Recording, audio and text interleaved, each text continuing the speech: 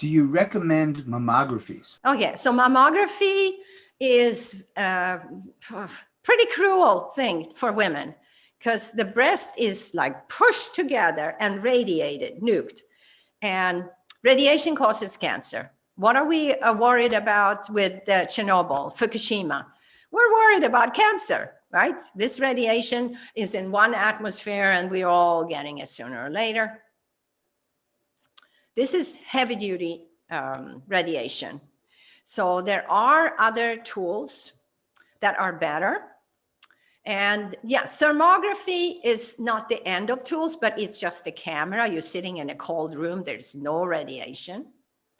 And we get a picture in colors of where there are maybe inflammations, things going on.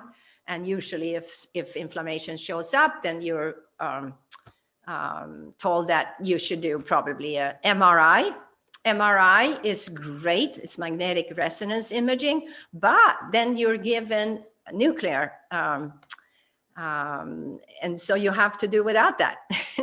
And can it be done without it? Yes, it can be done. Ultrasound is another tool.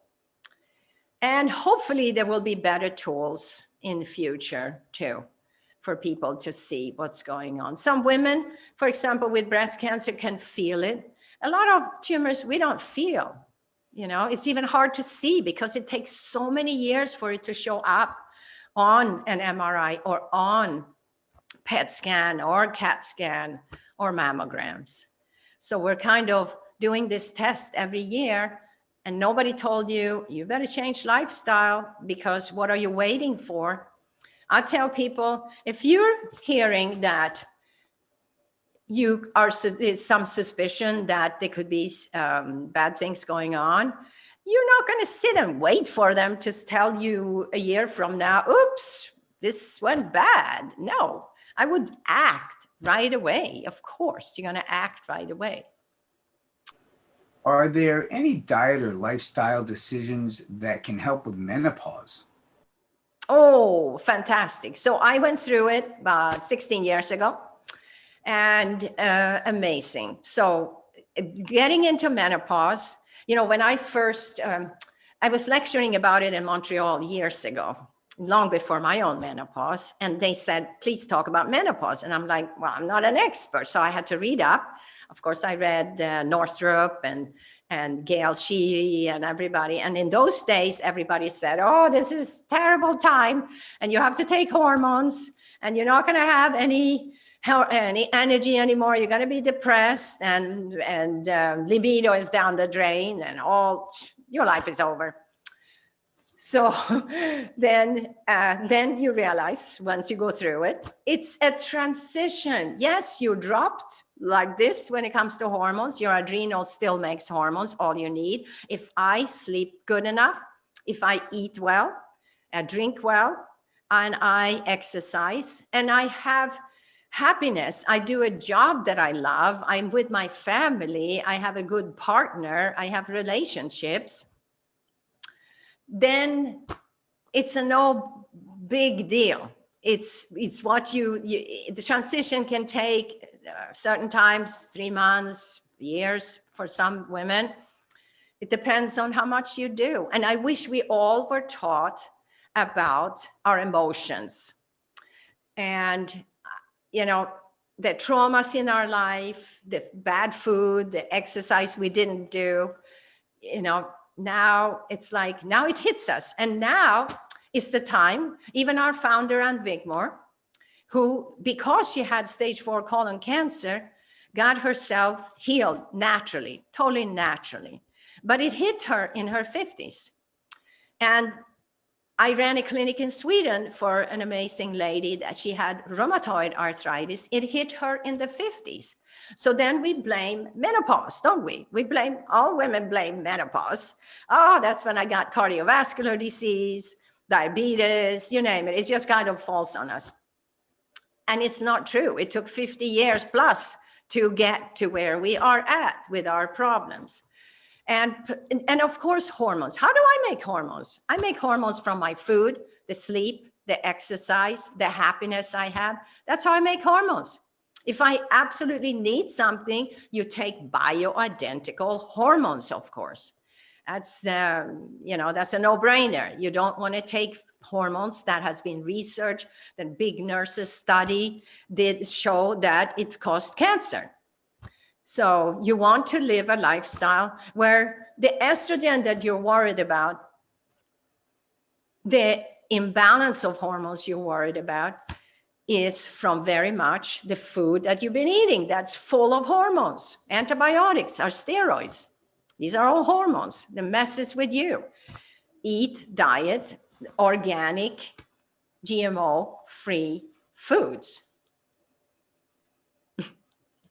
What are the most important things to rebuild our gut microbiome? And what supplements should we take for this? Oh, microbiome. So you have 100 trillion bacteria called microbes in a name called microbiome. And this is where 70% of your immune system is made. 90% of your serotonin, which is the happy juice. What they found is, when you're eating fiber-rich, cellulose-rich foods, nourishing food, live food, of course, that works amazing. When everything I eat is dead, it doesn't suddenly turn alive in my body.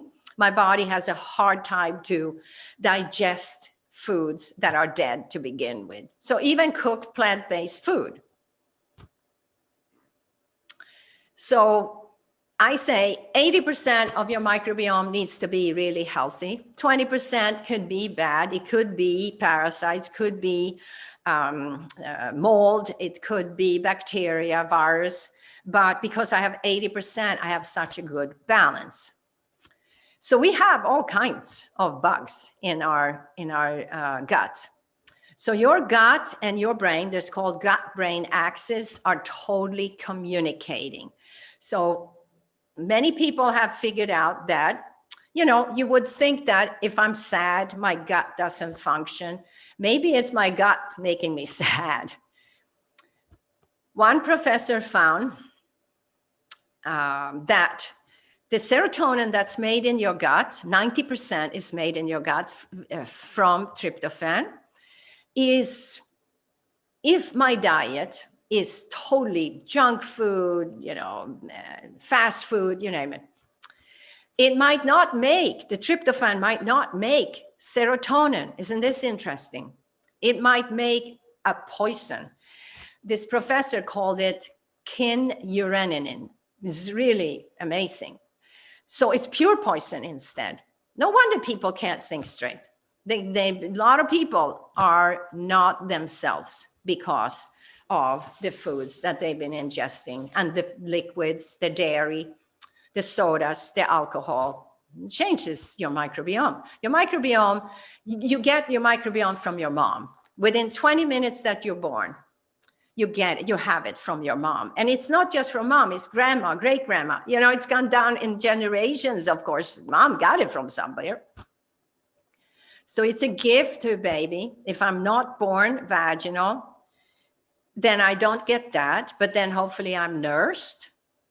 So if I don't get that, I joke and I say that newborn will suckle on anybody's skin, because skin has microbes.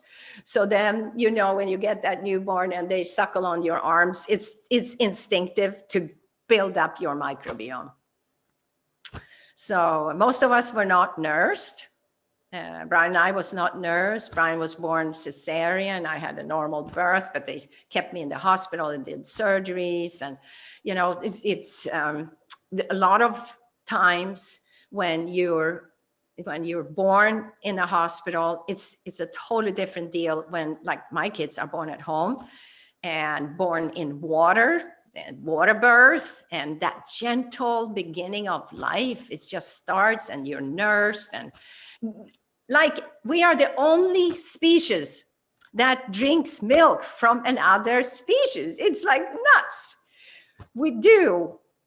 And we do it far beyond our infancy, far beyond. Crazy, crazy. And these poor dairy calves, all they know is to be a dairy calf. They're hooked up, they're inseminated. It's a cruel thing to be inseminated. It's so cruel and so painful. And people think, well, they're dairy cows. They don't know any better. These are social beings. These are beings that all they know is how to raise a child, the calf, be with him, teach her. And sad, they never get to experience